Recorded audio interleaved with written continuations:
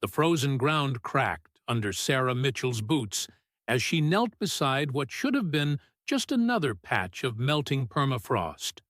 But this wasn't ordinary ice. Trapped beneath 12 years of Alaskan wilderness lay something that would shatter everything investigators thought they knew about the disappearance of Jake Morrison and Tony Valdez, two experienced hikers who vanished without a trace in the remote Denali backcountry. What Sarah found that morning would prove that some mysteries don't stay buried forever. Before we dive into this chilling discovery, please like, subscribe to the channel, and comment on what you think happened. Your opinion could be the key to understanding this story. It was April 15, 2023, and the morning air in Denali National Park carried the sharp bite of melting snow mixed with the earthy scent of awakening wilderness. Sarah, a wildlife photographer from Anchorage, had been tracking caribou for 3 days when she noticed something unusual protruding from a retreating ice shelf near Savage River. At first glance, it looked like weathered fabric, faded blue, against the stark white landscape. But as Sarah approached, her camera hanging around her neck, the familiar weight of her telephoto lens suddenly felt insignificant compared to what she was about to uncover. The fabric wasn't just any material. It was a piece of a North Face jacket, the same brand that Jake Morrison had been wearing when he and Tony Valdez set out on what was supposed to be a routine 5-day trek through the Alaskan wilderness in September 2011. Sarah's hands trembled as she brushed away the ice crystals. Beneath the jacket fragment, something else emerged, a leather wallet, preserved by the permafrost, containing Jake Morrison's driver's license. His photograph stared back at her, a young man with bright eyes and an adventurous smile. Frozen in time. But this discovery raised more questions than it answered. Jake and Tony had disappeared nearly 200 miles south of this location. How did Jake's belongings end up here, in an area search teams had never considered? And if this was Jake's jacket and wallet, where were Jake and Tony? The silence of the wilderness pressed against Sarah's eardrums as she reached for her satellite phone.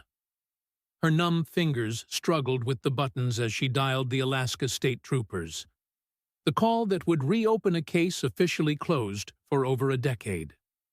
"This is Sarah Mitchell," she said, her voice barely above a whisper. "I'm in Denali. Coordinates 63.7 Fanvam 30 north, 148 Sheen 9197 west. I've found evidence related to the Morrison-Valdez disappearance." The dispatcher's voice crackled through static. "Ma'am, are you certain? That case was closed years ago." Sarah looked down at the wallet, at Jake's smiling face, and then at the vast wilderness stretching around her. "I'm certain," she replied.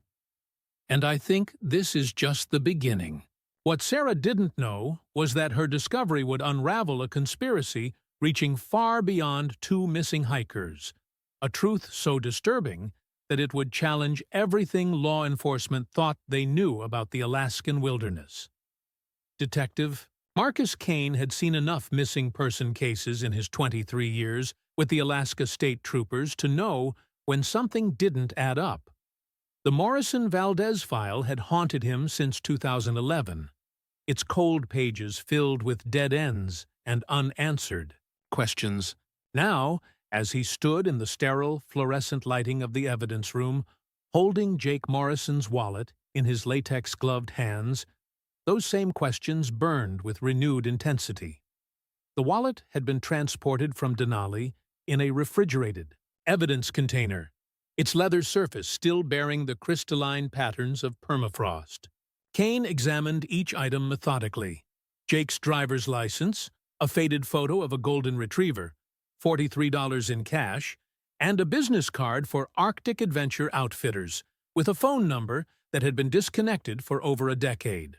But it was what wasn't in the wallet that troubled Kane the most. Jake Morrison had been an experienced outdoorsman, the type who never traveled without his emergency contacts laminated and stored safely. The absence of those cards suggested someone had been through this wallet before the wilderness claimed it.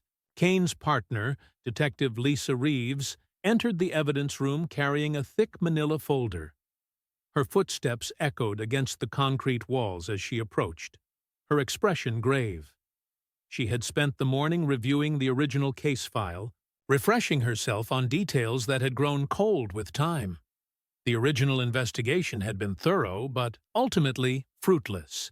Jake Morrison, 28, and Tony Valdez, 31, had been experienced hikers with proper equipment and detailed trail plans.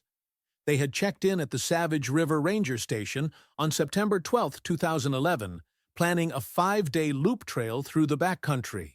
Their emergency beacon had never been activated. Search and rescue teams had combed their planned route for weeks, finding no trace of either man. Reeves spread crime scene photos from Sarah Mitchell's discovery across the metal table. The images showed the melting ice shelf, the exposed fabric, and the careful excavation of the wallet. But something in the photographs caught Kane's attention. Scratch marks on nearby rocks that looked deliberately made, almost like trail markers. The coordinates where Sarah had found the evidence were troubling. The location sat nearly 200 miles northeast of the hikers' planned route, in terrain that would have been impossible to reach on foot from their starting point.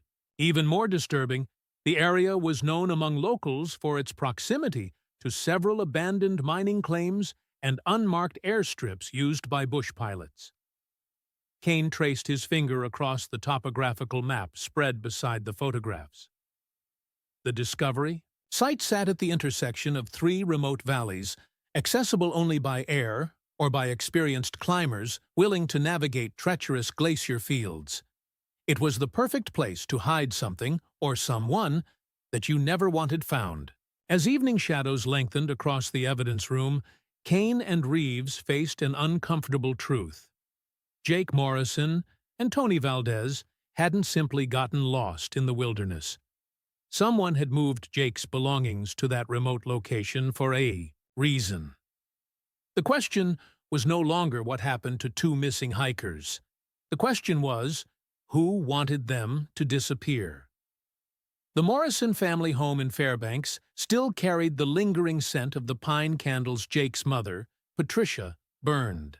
Every September 12th, the anniversary of her son's disappearance. 12 years of grief had carved deep lines around her eyes.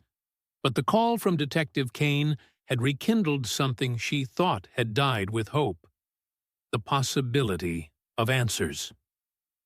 Patricia sat in Jake's childhood bedroom, now a shrine to her missing son. His high school football trophies gleamed in the afternoon light, filtering through dust-covered blinds. Adventure magazines lay stacked on his desk exactly as he had left them, their pages yellowed with age, but still marking the trails he had dreamed of conquering. The room smelled of old leather from his hiking boots, still positioned by the door as if waiting for his return. Detective Kane watched Patricia's weathered hands tremble as she held the photographs of Jake's recovered wallet. Her tears fell silently onto the plastic evidence sleeves, each drop carrying 12 years of unanswered prayers. The silence between them spoke louder than words, both understanding that this discovery meant Jake was never coming home alive. 300 miles south in Anchorage, Tony Valdez's sister Maria received the same devastating news. She had spent over a decade as the unofficial spokesperson for both families, organizing search parties and keeping the case alive in local media. Her apartment walls were covered with maps, timelines, and photos from the investigation, creating a conspiracy theorist's dream that happened to be grounded in heartbreaking reality. Maria's hands shook as she examined copies of the evidence photos on her laptop screen. The business card for Arctic Adventure Outfitters triggered a memory she had buried deep.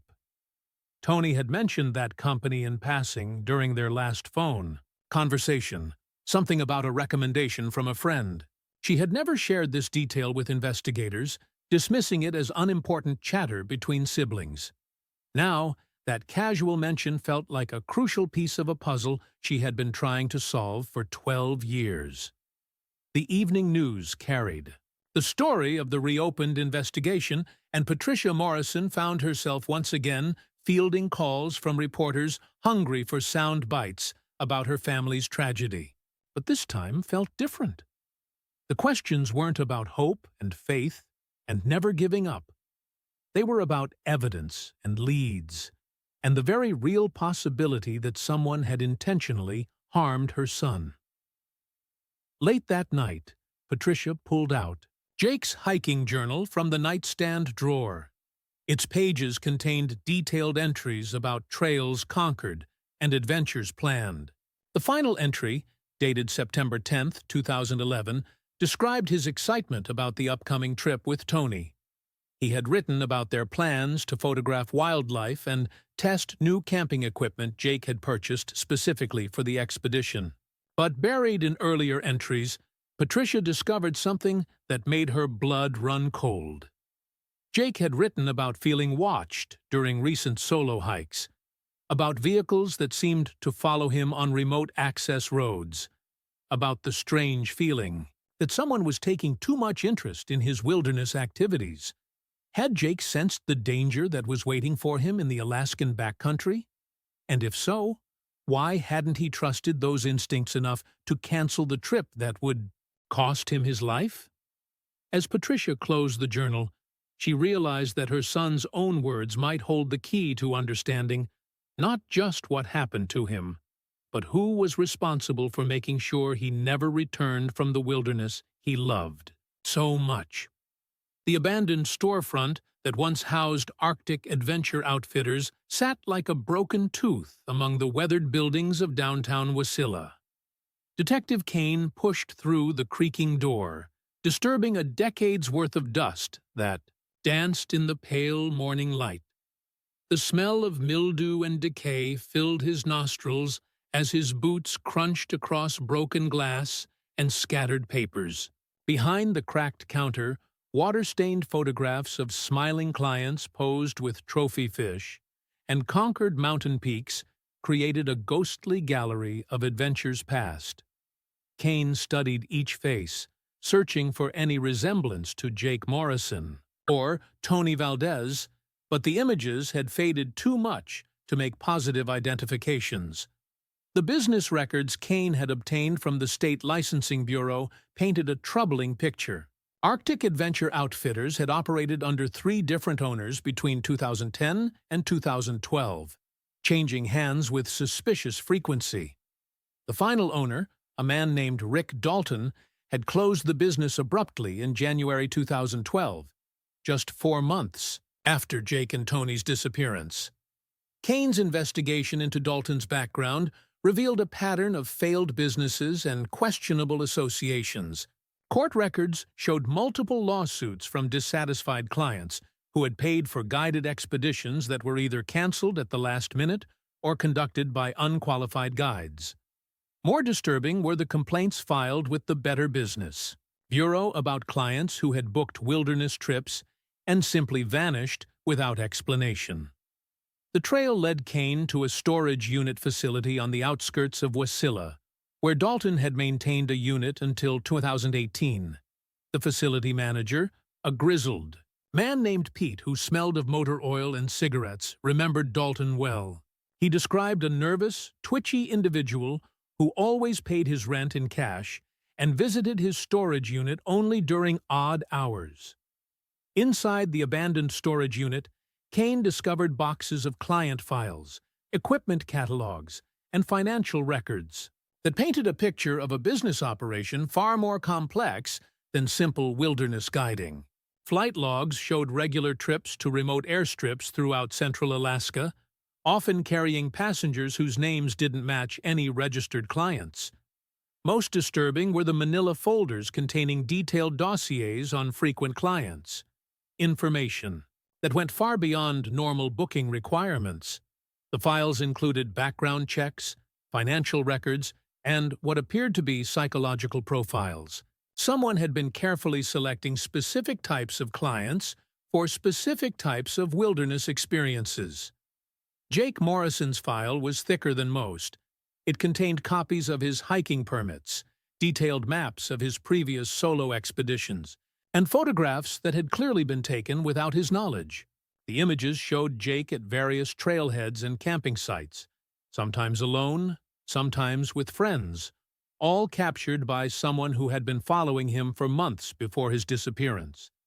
Tony Valdez's file contained similar surveillance materials, but also included records of his military service and detailed information about his expertise in wilderness survival and navigation. Someone had specifically recruited both men for their outdoor skills and experience.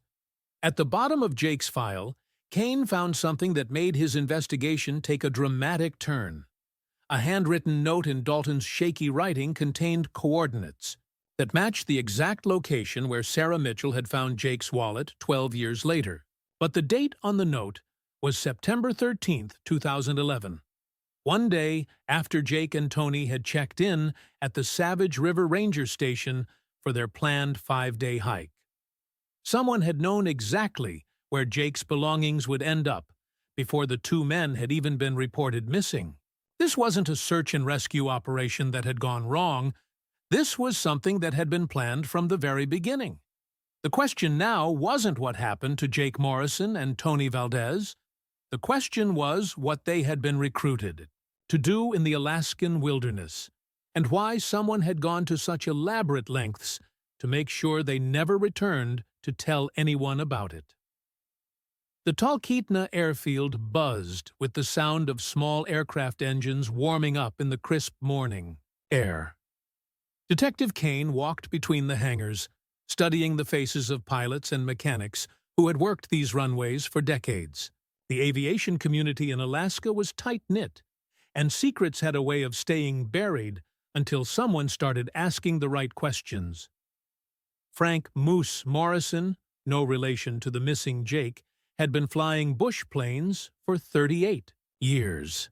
His weathered Cessna 180 bore the scars of countless landings on makeshift airstrips carved from wilderness. Moose's hangar smelled of aviation fuel and old coffee, and his logbooks stretched back to the Carter administration. Kane found Moose hunched over an engine, his grease-stained fingers working with the precision of decades of experience. When Kane mentioned Rick Dalton and Arctic Adventure Outfitters, Moose's hands stopped moving, and his eyes grew distant with uncomfortable memories. The story Moose reluctantly shared painted a picture of bush pilot operations that existed in the gray areas of federal aviation regulations. Dalton had approached him in late 2010, offering cash payments for flights to remote locations with no questions asked. The money was too good to refuse during Alaska's harsh economic climate, and Dalton's clients seemed like legitimate outdoor enthusiasts. But the flights had gradually become stranger.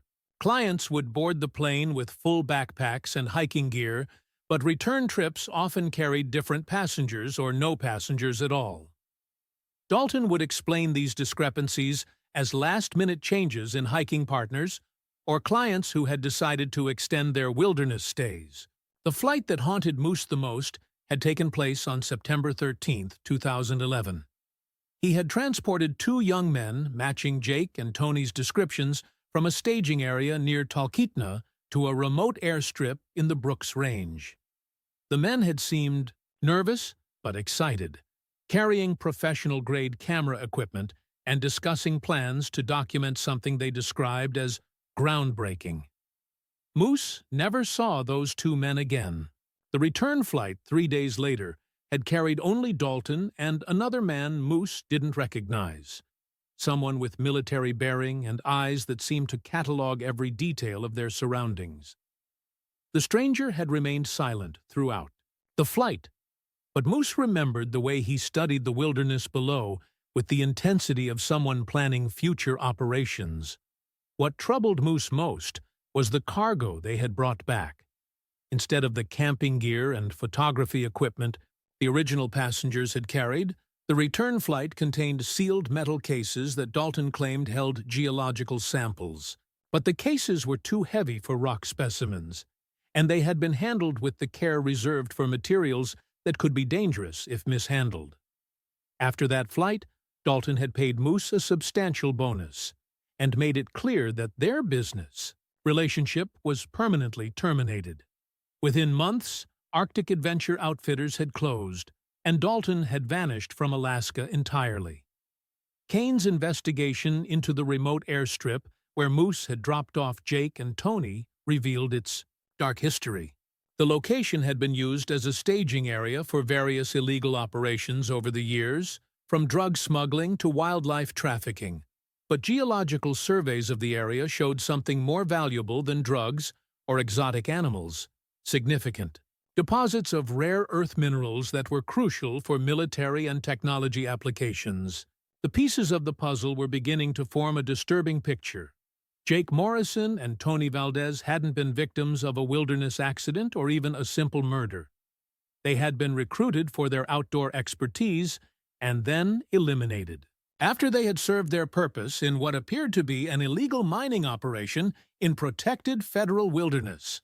But if Jake and Tony had discovered evidence of illegal mining activities, why hadn't they reported it to authorities? What had they found in the Alaskan wilderness that was worth killing for? And most importantly, who was behind an operation sophisticated enough to make two experienced outdoorsmen vanish without a trace for over a decade? The Department of Defense office in Anchorage hummed with the quiet efficiency of classified operations. Detective Kane sat across from Colonel Sarah Brennan, whose steel-gray eyes had the same calculating intensity that bush pilot Moose had described in Dalton's Mysterious Passenger. The sterile conference room smelled of industrial carpet and the weight of government secrets. Colonel Brennan's initial denials came with the practiced ease of someone accustomed to deflecting civilian inquiries about military operations. She claimed no knowledge of Arctic Adventure Outfitters, Rick Dalton, or any operations in the Brooks Range during 2011. But Kane noticed how her fingers drummed against the table whenever he mentioned specific dates and coordinates from Moose's flight logs. The break in Brennan's composure came when Kane produced photographs of the metal cases Moose had described. The colonel's reaction was subtle but unmistakable: a slight widening of the eyes, a pause in her rehearsed denials. Kane had seen that look before in suspects who suddenly realized their carefully constructed alibis were crumbling.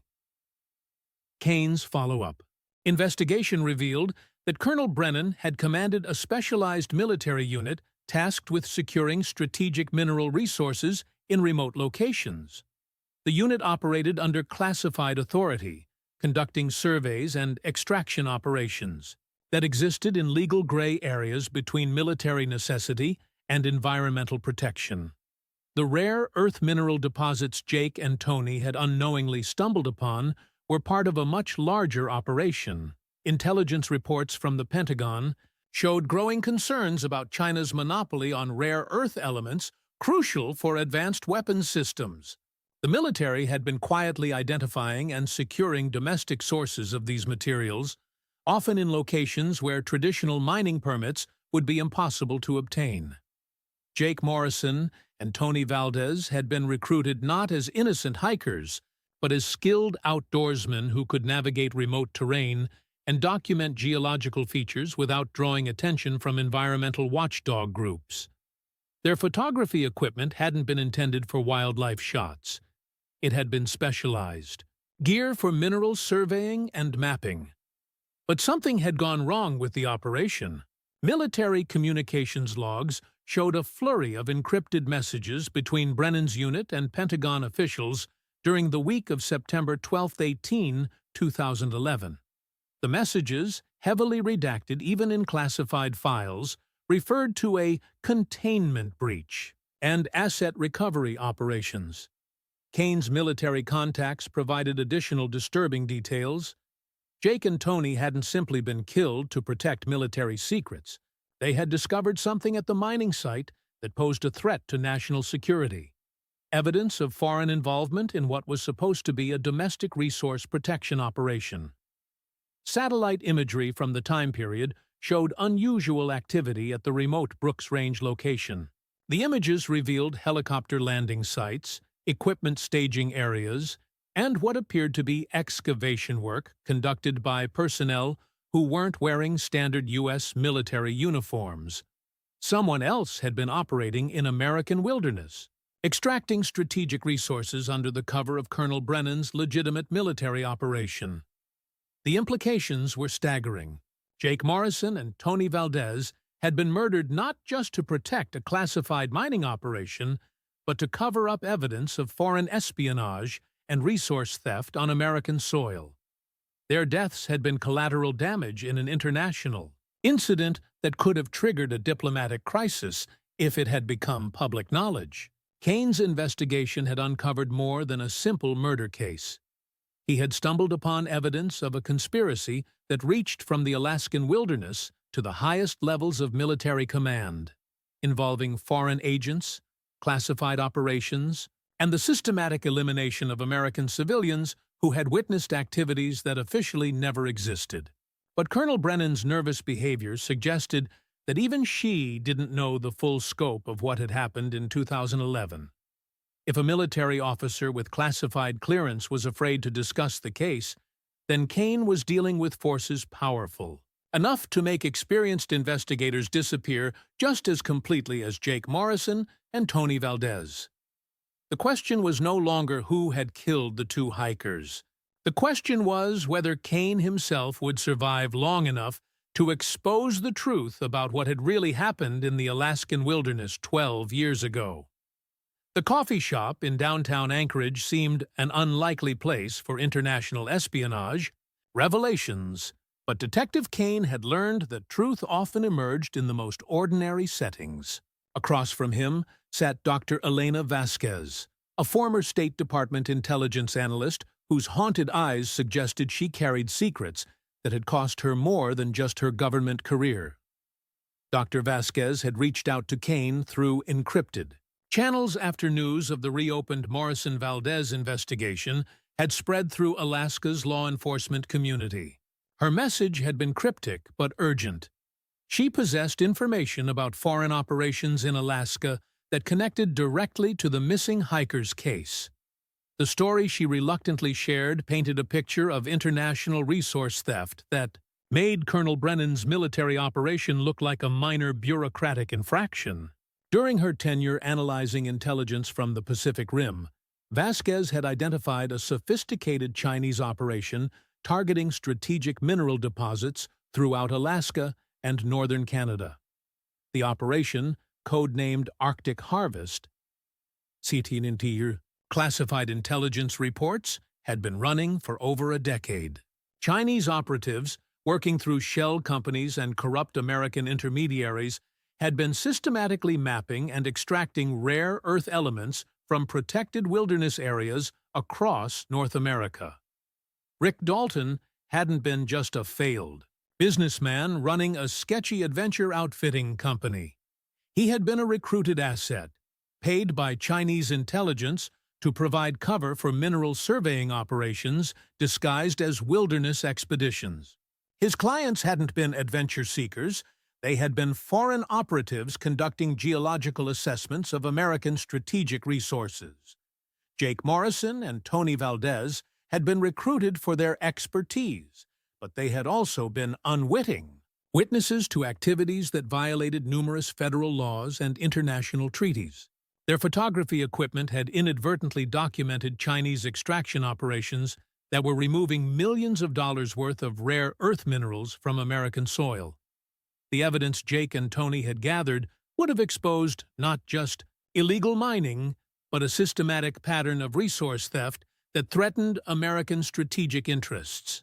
Their cameras had captured faces, equipment, and operational procedures that could have identified dozens of foreign operatives working on American soil. Dr. Vasquez's intelligence files revealed the sophisticated nature of the Chinese operation. The foreign agents weren't crude smugglers. They were highly trained operatives with advanced geological expertise and military-grade equipment. They had established multiple extraction sites throughout Alaska, each operation carefully disguised as legitimate scientific research or adventure tourism. The timing of Jake and Tony's disappearance coincided with a crucial phase in the Chinese operation.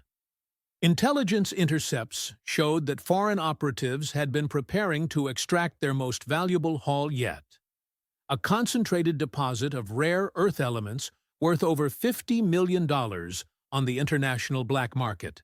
But Jake and Tony's unexpected documentation of the extraction site had compromised the entire operation. Their photographs would have provided American authorities with evidence sufficient to prosecute dozens of foreign agents and expose a resource theft operation that had been running undetected for years. The solution had been elegant and ruthless. Jake and Tony were eliminated, their evidence destroyed, and their deaths disguised as a wilderness accident that would never prompt the kind of investigation that might uncover the larger conspiracy. Dr. Vasquez's hands trembled as she explained why she had left government service and remained silent about the case for over a decade. She had been ordered to classify her intelligence reports and discontinue her investigation into Arctic harvest. When she had pressed for explanations, she had been transferred to a meaningless desk job and eventually forced to resign. The message had been clear. Some truths were too dangerous for American officials to acknowledge, even when they involved foreign theft of American resources and the murder of American citizens. But Dr. Vasquez's files contained one piece of evidence that could still expose the conspiracy. She had maintained copies of intercepted communications showing the Chinese operatives discussing specific plans for eliminating Jake and Tony before they could report what they had witnessed. The communications included references to a local asset, someone with law enforcement connections who could ensure that any investigation into the hiker's disappearance would be misdirected and ultimately closed without discovering the truth. Kane realized that his investigation had been compromised from the beginning, and that someone within Alaska's law enforcement community had been working to protect the very conspiracy he was now trying to expose. The Alaska State Trooper headquarters felt different to Detective Kane as he walked through familiar corridors that now seemed filled with potential threats. Dr. Vasquez's revelation about a law enforcement asset working for the Chinese operation had transformed his workplace into a maze of suspicion and paranoia. Every colleague's greeting carried the possibility of deception. Every casual conversation might be gathering intelligence about his investigation. Kane began his internal investigation with methodical precision, reviewing the original Morrison Valdez case files with fresh eyes. The initial search and rescue operation had been led by Captain Robert Hayes, a 20-year veteran with an impeccable service record and deep connections throughout Alaska's law enforcement community. Hayes had directed search teams away from the Brooks Range area where Jake and Tony had actually disappeared, focusing instead on their planned route near Savage River. When questioned about this decision in 2011, Hayes had explained it as standard protocol, searching known routes before expanding into uncharted territory. But Kane now realized that Hayes's decision had been the crucial misdirection that allowed the Chinese extraction operation to continue undetected. While search and rescue teams spent weeks combing the wrong area, foreign operatives had completed their mineral theft and eliminated all evidence of their activities. Kane's review of Hayes's financial records revealed a pattern of unusual deposits coinciding with major law enforcement decisions that had benefited unknown parties. The deposits were carefully structured to avoid federal reporting requirements, but their timing was too consistent to be coincidental. The most damning evidence came from Hayes's travel records. In the months following Jake and Tony's disappearance, Hayes had made several trips to Seattle and Vancouver, officially for law enforcement conferences that Kane discovered had never actually taken place. Hotel receipts and flight records showed that Hayes had been meeting with individuals whose identities remained carefully hidden behind shell companies and false registrations. Kane's investigation into Hayes deepened when he discovered encrypted communication equipment hidden in the captain's office. The sophisticated radio system was capable of reaching remote locations throughout Alaska and had been modified to avoid standard law enforcement monitoring systems. But Hayes wasn't working alone. Kane's analysis of duty rosters and case assignments revealed a pattern of coordination that suggested multiple compromised officers. Whenever cases involved mysterious activities in remote wilderness areas, the same small group of investigators was assigned, and those cases inevitably stalled due to lack of evidence or jurisdictional complications. The conspiracy within Alaska law enforcement was more extensive than Kane had initially suspected. Hayes had recruited a network of officers who could control investigations, misdirect resources, and ensure that certain types of crimes were never properly investigated. Jake Morrison and Tony Valdez had been victims not just of foreign espionage, but of systematic betrayal by the very law enforcement system that should have protected them and sought justice for their murders. Kane's growing paranoia was justified when he discovered surveillance equipment planted in his own vehicle. Someone had been monitoring his movements and conversations, tracking his investigation's progress, and identifying the sources who had provided him with crucial information. The realization that his investigation was being watched forced Kane to take extraordinary precautions. He began conducting sensitive interviews in locations chosen randomly, using encrypted communication methods, and avoiding his normal routines that had been compromised by internal surveillance. Most disturbing was the discovery that Hayes had access to Kane's case files and investigation notes. Every piece of evidence Kane had gathered, every witness he had interviewed, every lead he had followed had been reported to the same network that had covered up Jake and Tony's murders for over a decade. Kane faced a terrible choice: continue his investigation knowing that corrupt colleagues were monitoring his every move, or abandon the case and allow Jake Morrison and Tony Valdez to remain victims of a conspiracy that reached from Chinese intelligence operatives to the highest levels of Alaska law enforcement. But Kane had uncovered too much truth to stop now. He realized that exposing the conspiracy would require him to work outside normal law enforcement channels, using methods that might cost him his career and possibly his life. The same forces that had eliminated 2 innocent hikers would not hesitate to silence a determined detective who had gotten too close to secrets that were worth millions of dollars and could trigger an international incident. Detective Kane's hands shook as he inserted the USB drive into his personal laptop, safely hidden in a remote cabin he had rented under a false name 50 miles outside Anchorage. The drive had been hidden inside Jake Morrison's hiking boot, the B-200T, one piece of evidence that Sarah Mitchell had discovered, but that Kane had kept secret from his compromised colleagues. The files that loaded onto his screen represented Jake and Tony's final hours, captured in digital photographs and video recordings that had been automatically backed up to a small storage device sewn into Jake's boot lining. The outdoor enthusiasts had been more paranoid about losing their documentation than anyone had realized. The first images showed Jake and Tony arriving at the Brooks Range location, their faces bright with excitement and professional curiosity. They had believed they were participating in a legitimate geological survey, documenting mineral deposits for what they thought was an environmentally responsible mining assessment. But as the timestamps progressed, the tone of the images changed dramatically. Jake's camera had captured the arrival of helicopter aircraft bearing no military markings, the unloading of sophisticated extraction equipment, and the deployment of personnel who communicated in languages that weren't English. The most damning footage showed Tony arguing with a man Kane recognized from intelligence photos as a known Chinese operative.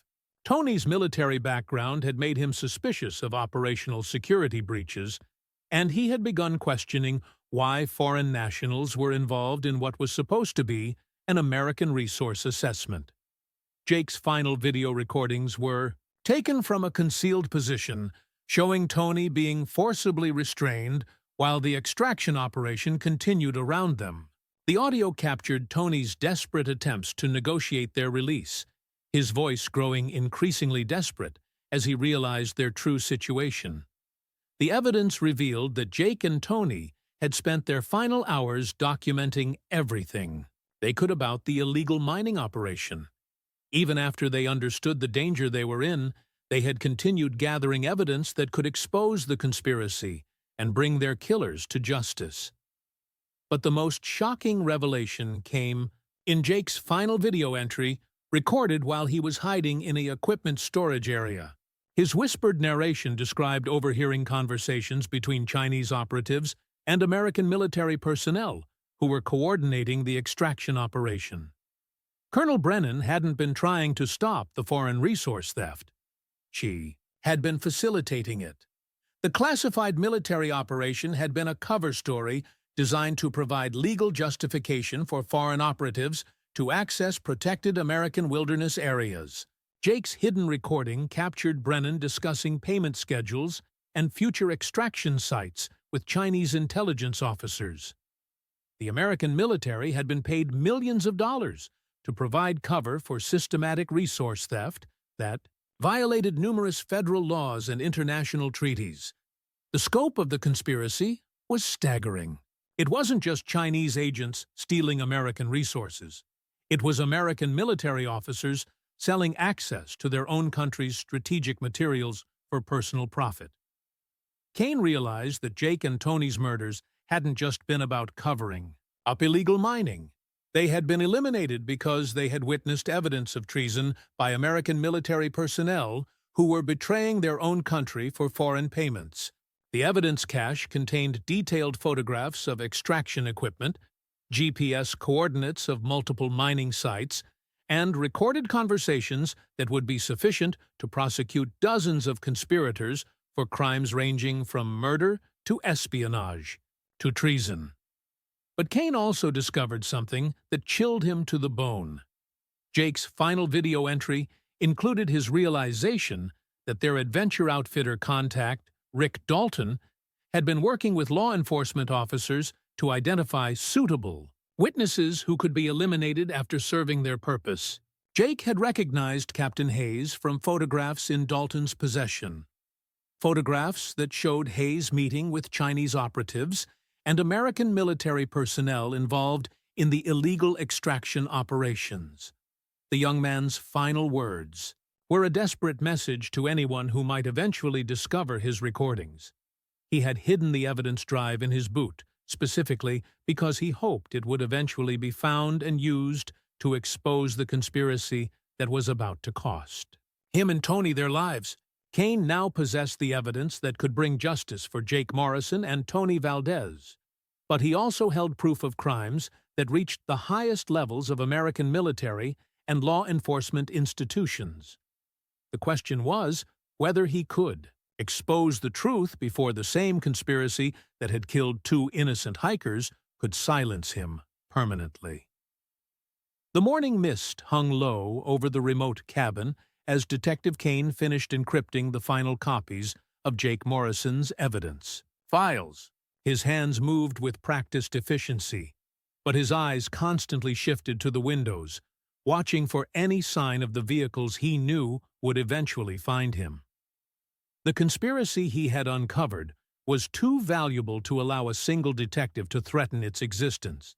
Kane's secure communication with FBI Special Agent Rachel Torres had been his lifeline to federal authorities who existed outside Alaska's compromised law enforcement network. Torres had confirmed Kane's worst fears. The Morrison-Valdez case was connected to a much larger federal investigation into military corruption and foreign espionage that had been quietly running for 3 years. But Torres's encrypted message also carried a warning that made Kane's blood run cold. Intelligence intercepts showed that Chinese operatives and their American collaborators had identified Kane as a threat and were mobilizing resources to eliminate him before he could present his evidence to federal prosecutors. The hunt for Detective Marcus Kane had officially begun.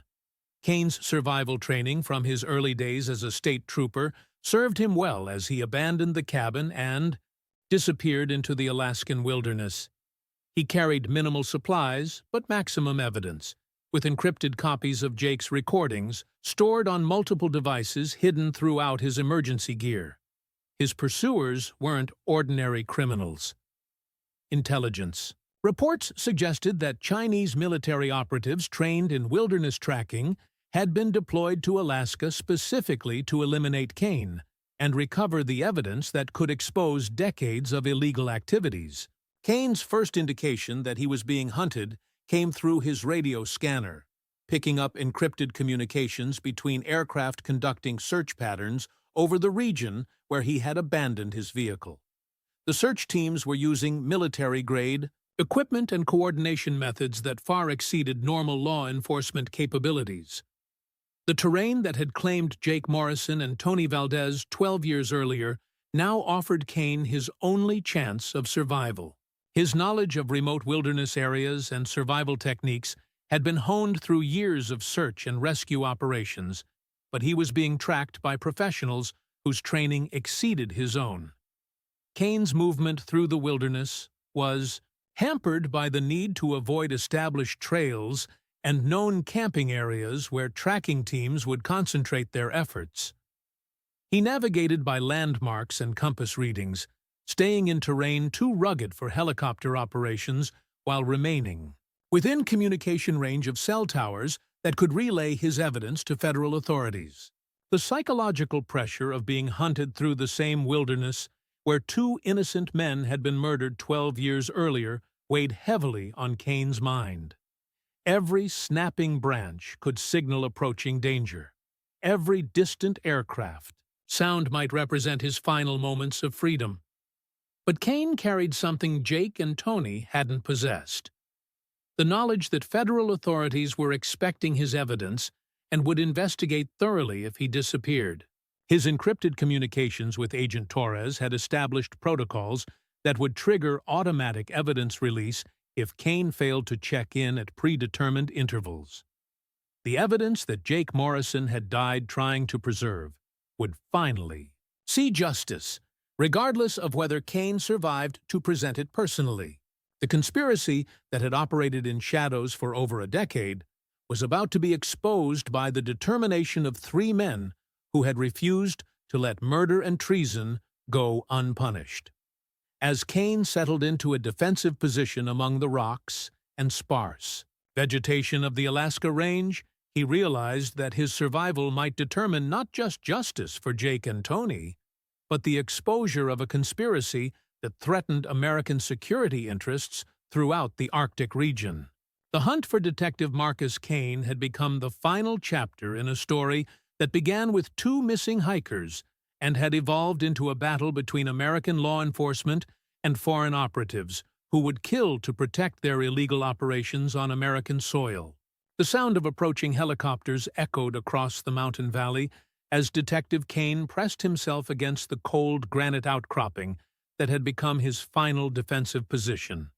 3 days of running through the Alaskan wilderness had brought him to this remote location where the same geological forces that had created valuable mineral deposits now offered his only protection against trained killers.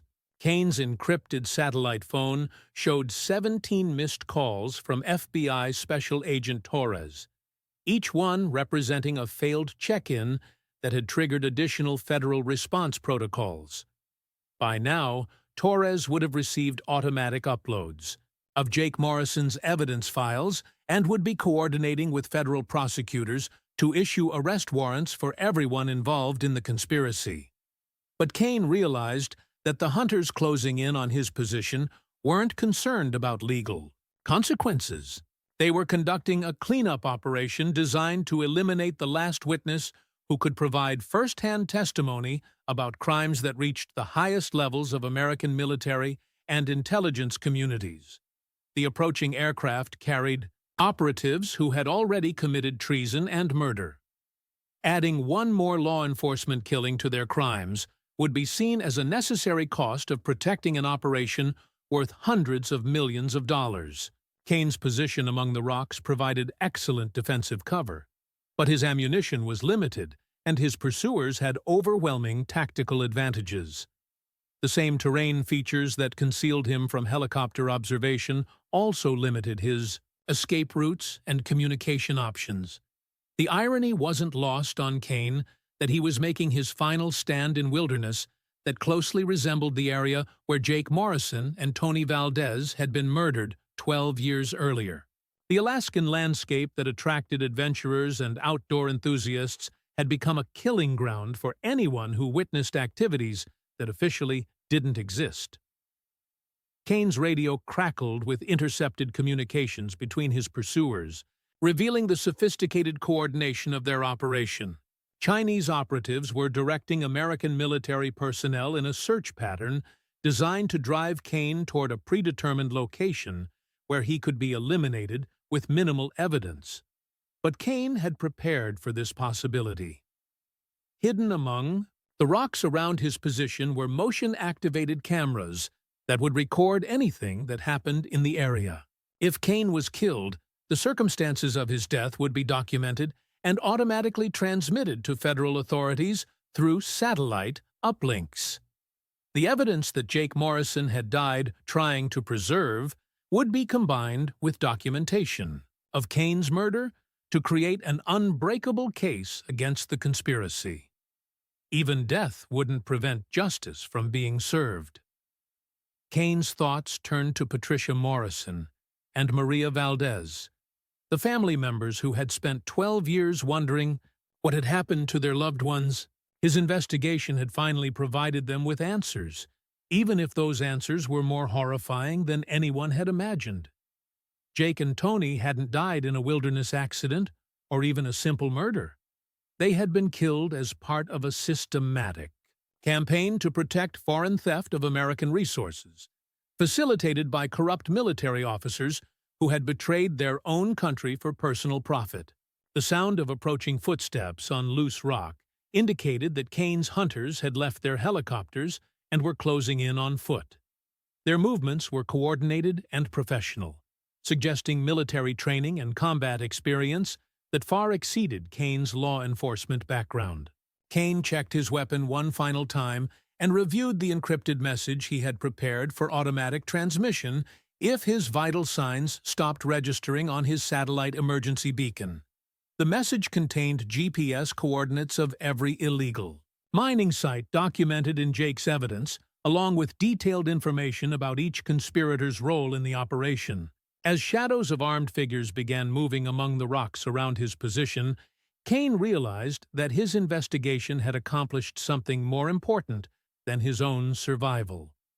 The truth about Jake Morrison and Tony Valdez would finally be revealed, and their killers would face justice regardless of how powerful their political connections might be. Detective Marcus Kane had solved the case that had haunted Alaska law enforcement for over a decade. Whether he lived to see the prosecutions and convictions that would follow was now in the hands of fate and the determination of federal authorities, who finally possessed evidence that couldn't be suppressed or explained away. FBI Special Agent Rachel Torres stood in the federal courthouse in Anchorage, watching as news crews captured footage of the largest law enforcement operation in Alaska's history. 63 federal agents had descended on locations throughout the state, executing simultaneous arrest warrants that had been based on Detective Kane's evidence and Jake Morrison's hidden recordings. The operation had been codenamed Arctic Justice, and its scope had grown far beyond the original Morrison-Valdez murder investigation. Kane's evidence had revealed a conspiracy involving Chinese intelligence operatives, corrupt American military officers, and compromised law enforcement personnel who had facilitated illegal resource extraction for over a decade. Captain Robert Hayes had been arrested at his home before dawn, his computer and financial records seized as evidence of his collaboration with foreign agents. The veteran law enforcement officer's face showed no emotion as federal agents led him away in handcuffs. But Torres knew that his cooperation would be essential for prosecuting the larger conspiracy. Colonel Sarah Brennan had been taken into custody at Joint Base Elmendorf-Richardson, her military career ending in disgrace as evidence of her treason became public. The decorated officer's fall from grace sent shockwaves through Alaska's military, community, and triggered security reviews of personnel with access to classified operations. But the most significant arrest had taken place at the Seattle-Tacoma International Airport, where Chinese intelligence operative Chen Wei had been apprehended while attempting to board a flight to Beijing. Chen's laptop contained detailed records of payments to American collaborators and strategic assessments of Alaska's mineral resources that confirmed the systematic nature of the theft operation. The federal investigation had also led to discoveries that vindicated Kane's most paranoid suspicions. The Chinese operation had been far more extensive than anyone had imagined, with extraction sites throughout Alaska, northern Canada, and remote areas of the Pacific Northwest. Environmental damage assessments revealed that millions of dollars worth of rare earth minerals had been removed from protected wilderness areas, leaving ecological scars that would take decades to heal. The theft hadn't just been a crime against American economic interests, it had been an environmental disaster that had been carefully hidden from public scrutiny. Torres's review of Kane's final satellite transmissions showed that he had survived the confrontation in the wilderness, but barely. Chinese operatives had been within minutes of eliminating him when federal tactical teams had arrived by helicopter, guided by Kane's emergency beacon signals. The rescue operation had resulted in a firefight that left 2 Chinese operatives dead and several others in federal custody. Kane had suffered multiple gunshot wounds, but had survived to provide crucial testimony that connected all the evidence threads into a prosecutable case.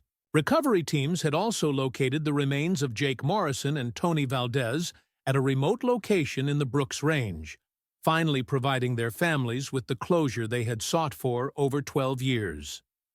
The evidence suggested that both men had been executed after completing their unwitting documentation of the illegal mining operation.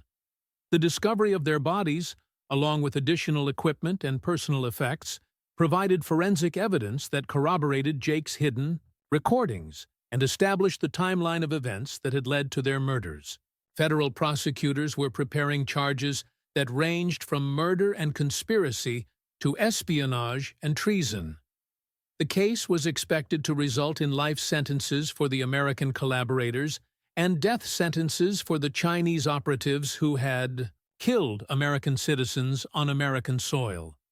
But Torres knew that the true victory belonged to Detective Marcus Kane, whose determination to seek justice for 2 missing hikers had uncovered a conspiracy that threatened American national security. Kane's investigation had prevented further resource theft and eliminated a foreign intelligence operation that had operated undetected for years. The Morrison-Valdez case had become a symbol of how individual determination could triumph over institutional corruption and foreign threats.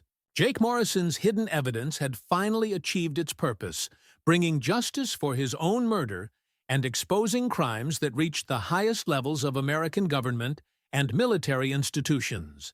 As Torres watched the news coverage of the arrests, she realized that the story of 2 missing hikers had become a reminder that some truths are too important to remain buried, regardless of how powerful the forces trying to suppress them might be.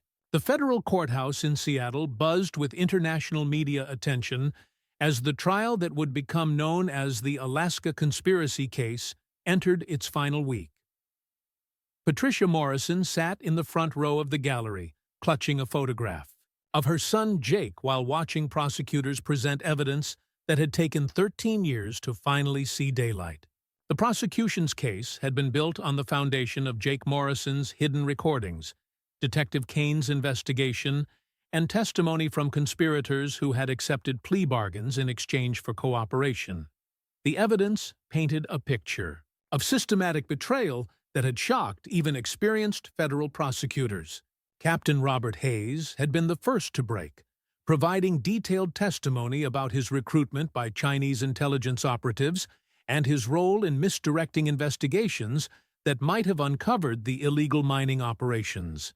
His cooperation had earned him a reduced sentence, but his law enforcement career was permanently destroyed.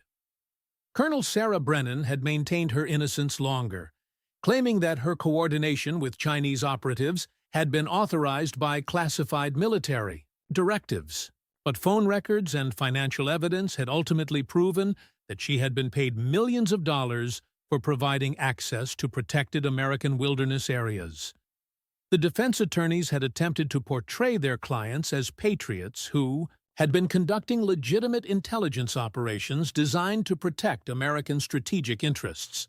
They argued that the mineral extraction activities had been authorized by secret government programs that were too classified for public disclosure. But the prosecution's presentation of Jake Morrison's final recordings had destroyed those arguments.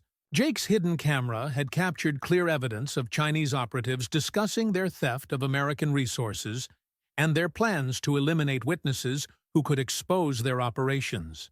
The most dramatic moment of the trial had come when Detective Kane testified about his investigation and the attempts to silence him in the Alaskan wilderness. Kane's appearance in court, still bearing scars from his gunshot wounds, provided visual evidence of how far the conspiracy had been willing to go to protect their crimes. Kane's testimony had been particularly powerful when describing his discovery of Jake's evidence cache and his realization that two innocent hikers had been murdered simply because they had witnessed activities that officially didn't exist. The families of Jake Morrison and Tony Valdez had been present throughout the trial, finally learning the truth about their loved one's disappearance and death. Maria Valdez had testified about her brother's character and his commitment to protecting American wilderness areas, making his murder at the hands of foreign agents even more tragic. The prosecution had also presented evidence about the broader scope of the Chinese intelligence operation, revealing that Alaska had been just one target in a systematic campaign to steal strategic resources from American territory. The theft had been facilitated by a network of corrupt American officials who had betrayed their own country for foreign payments. Environmental experts had testified about the long-term damage caused by the illegal extraction operations, describing ecological destruction that would take generations to repair. The theft hadn't just been an economic crime. It had been an environmental disaster that had been hidden from public awareness. The international implications of the case had been addressed through testimony from State Department officials who described the diplomatic consequences of Chinese resource theft. On American soil, the revelation of systematic espionage and murder had damaged Chinese-American relations and triggered security reviews throughout the American government. Defense attorneys had made final arguments claiming that their clients had been scapegoated for activities that had been approved by higher authorities who were too powerful to be prosecuted. They suggested that the real conspirators had escaped justice while lower-level operatives faced life sentences. But the prosecution's closing arguments had focused on the simple truth that Jake Morrison and Tony Valdez had been murdered by people who had sworn to protect American interests. The evidence was overwhelming, and the crimes were too serious to be explained away by claims of patriotic duty or classified authorization. As the jury retired to deliberate, Patricia Morrison reflected on the journey that had begun with her son's disappearance in 2011 and was finally approaching its conclusion in a federal courtroom 13 years later. The truth about Jake's death was more horrifying than she had ever imagined, but it was still preferable to the uncertainty and false hope that had tormented her family for over a decade. Her son's final act of hiding evidence in his hiking boot had ultimately brought justice for his own murder and prevented other families from experiencing the same tragedy. The courtroom fell silent as Federal Judge Margaret Williams prepared to read the verdict that would conclude one of the most significant Espionage and murder cases in Alaska's history. Patricia Morrison held her breath. 13 years of grief and uncertainty, finally approaching resolution through the American justice system her son Jake had died trying to protect. The jury had deliberated for 18 hours before reaching unanimous verdicts on all charges. Captain Robert Hayes was found guilty of conspiracy, accessory to murder, and accepting bribes from foreign agents. His sentence of 25 years to life would ensure that the corrupt law enforcement officer would spend his remaining years in federal prison. Colonel Sarah Brennan received a life sentence without possibility of parole for treason, conspiracy to commit murder, and accepting payments from Chinese intelligence operatives. The decorated military officer's betrayal of her oath and her country had earned her the harshest punishment available under federal law. The Chinese operatives who had survived the firefight in the Alaskan wilderness received death sentences for the murders of Jake Morrison and Tony Valdez. Chen Wei and his associates would become the first foreign agents executed in the United States for espionage-related murders since the Cold War era. But the verdict that meant the most to Patricia Morrison was the judge's formal declaration that Jake Morrison and Tony Valdez had been innocent victims of a conspiracy that reached the highest levels of American government and foreign intelligence services. Their deaths had been officially recognized as acts of heroism in defense of American strategic interests. Detective Marcus Kane had been present for the verdicts, his recovery from his wilderness injuries serving as a symbol of law enforcement's determination to seek justice regardless of personal cost. Kane's investigation had been recognized with federal commendations and had led to his promotion within a reformed Alaska State Trooper organization. The broader implications of the case had triggered security reviews throughout the American military and intelligence communities. New protocols had been established to prevent foreign infiltration of strategic resource. Protection operations and background investigations had been intensified for personnel with access to classified wilderness operations. Environmental restoration efforts had begun at the illegal mining sites throughout Alaska, funded by asset forfeiture proceeds from the convicted conspirators. The ecological damage would take decades to fully repair, but the cleanup efforts represented American commitment to protecting wilderness areas from future exploitation. The international consequences of the case had been severe for Chinese-American relations. Diplomatic tensions had escalated following revelations of systematic resource theft and the murder of American civilians, leading to increased scrutiny of Chinese business operations throughout North America. Patricia Morrison had used her victim impact statement to honor her son's memory and his final contribution to protecting American wilderness areas. Jake's hidden recordings had not only brought justice for his own murder, but had prevented continued theft of strategic resources that belonged to all Americans. Maria Valdez had spoken about her brother Tony's military service and his love for the Alaskan wilderness that had ultimately cost him his life. Her testimony had emphasized how the conspiracy had betrayed the very values that American servicemen and women had sworn to defend. As the court session concluded, Patricia Morrison walked outside to face media representatives who had covered the trial from beginning to end. The story of two missing hikers had evolved into a symbol of how individual courage could triumph over institutional corruption and foreign threats to American security. The memorial service for Jake Morrison and Tony Valdez had been attended by hundreds of law enforcement officers, military personnel, and outdoor enthusiasts who understood that the two men had died protecting something larger than themselves. Their sacrifice had ensured that future generations would inherit wilderness areas protected from exploitation by those who would betray American interests for personal profit. Detective Kane's final report on the case had concluded with a simple observation. Sometimes justice requires more than following proper procedures and respecting jurisdictional boundaries. Sometimes justice requires the courage to pursue truth, regardless of personal consequences or institutional resistance. The Alaska wilderness where Jake Morrison and Tony Valdez had died remained as beautiful and dangerous as ever, but it was now protected by new laws and security measures that had been inspired by their sacrifice. The conspiracy that had operated in shadows for over a decade had been exposed and destroyed by the determination of those who refused to let murder and treason go unpunished.